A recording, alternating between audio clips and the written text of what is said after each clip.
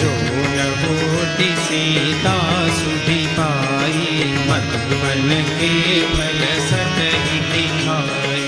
तेरी विधि मन विचार कर राजा, आई गए कपि सहित समाजा।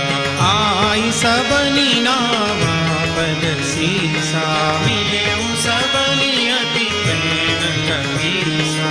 पूछी कुशल कुशल पद देखी, राम कृपा काजु विशेषी। नाथ काजु कीने हनुमाना, राखे सकल कपिन के खाना।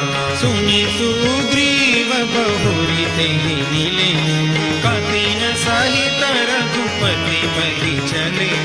राम कपिन जब आवत देखा, किए काजु मन हरष विशेषा। पति कसिला भेदो भाई, परे सकल कपि चरण जाए। प्रीति सहित सब भे